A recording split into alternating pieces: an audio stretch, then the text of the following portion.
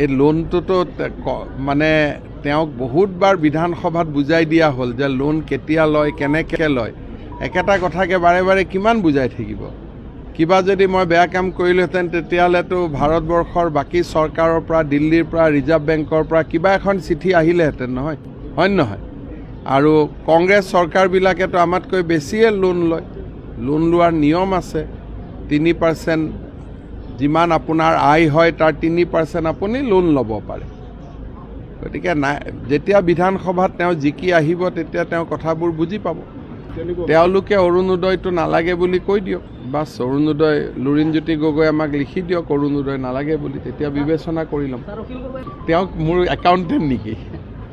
তেওঁ ইমান মোৰ ভিতৰুৱা কথা গম পায়, তেতিয়াহ'লেতো মানুহে তেওঁকে ডাউট কৰিব যে লগতে থাকে নেকি বুলি, যে ভিতৰুৱা কিবা গোপন বুজাবুজি আছে নেকি, হয় নহয়?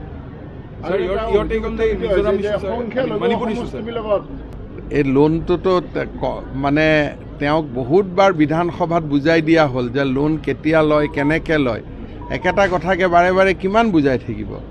কিবা যদি মই বেয়া কাম কৰিলোহেঁতেন তেতিয়াহ'লেতো ভাৰতবৰ্ষৰ বাকী চৰকাৰৰ পৰা দিল্লীৰ পৰা ৰিজাৰ্ভ বেংকৰ পৰা কিবা এখন চিঠি আহিলেহেঁতেন নহয়, হয় নহয়? আৰু কংগ্ৰেছ চৰকাৰবিলাকেতো আমাতকৈ বেছিয়ে লোন লয়। লোন লোৱাৰ নিয়ম আছে। 3% যিমান আপোনাৰ আয় হয় তাৰ 3% আপুনি লোন ল'ব পাৰে।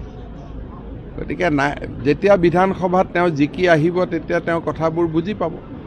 তেওঁলোকে অৰুণোদয়টো নালাগে বুলি কৈ দিয়ক, বাছ অৰুণোদয় লুৰিণজ্যোতি গগৈ আমাক লিখি দিয়ক অৰুণোদয় নালাগে বুলি, তেতিয়া বিবেচনা কৰি ল'ম। তেওঁক মোৰ একাউণ্টেণ্ট নেকি? তেওঁ ইমান মোৰ ভিতৰুৱা কথা গম পায়, তেতিয়াহ'লেতো মানুহে তেওঁকে ডাউট কৰিব যে লগতে থাকে নেকি বুলি, যে ভিতৰুৱা কিবা গোপন বুজাবুজি আছে নেকি, হয় নহয়? এই লোনটোতো মানে তেওঁক বহুতবাৰ বিধানসভাত বুজাই দিয়া হ'ল যে লোন কেতিয়া লয় কেনেকৈ লয় একেটা কথাকে বাৰে বাৰে কিমান বুজাই থাকিব। কিবা যদি মই বেয়া কাম কৰিলোহেঁতেন তেতিয়াহ'লেতো ভাৰতবৰ্ষৰ বাকী চৰকাৰৰ পৰা দিল্লীৰ পৰা ৰিজাৰ্ভ বেংকৰ পৰা কিবা এখন চিঠি আহিলেহেঁতেন নহয়, হয় নহয়? আৰু কংগ্ৰেছ চৰকাৰবিলাকেতো আমাতকৈ বেছিয়ে লোন লয়। লোন লোৱাৰ নিয়ম আছে। 3% যিমান আপোনাৰ আয় হয় তাৰ 3% আপুনি লোন ল'ব পাৰে। গতিকে নাই, যেতিয়া বিধানসভাত তেওঁ জিকি আহিব তেতিয়া তেওঁ কথাবোৰ বুজি পাব। তেওঁলোকে অৰুণোদয়টো নালাগে বুলি কৈ দিয়ক, বাছ অৰুণোদয় লুৰিণজ্যোতি গগৈ আমাক লিখি দিয়ক অৰুণোদয় নালাগে বুলি, তেতিয়া বিবেচনা কৰি ল'ম। তেওঁক মোৰ একাউণ্টেণ্ট নেকি? তেওঁ ইমান মোৰ ভিতৰুৱা কথা গম পায়, তেতিয়াহ'লেতো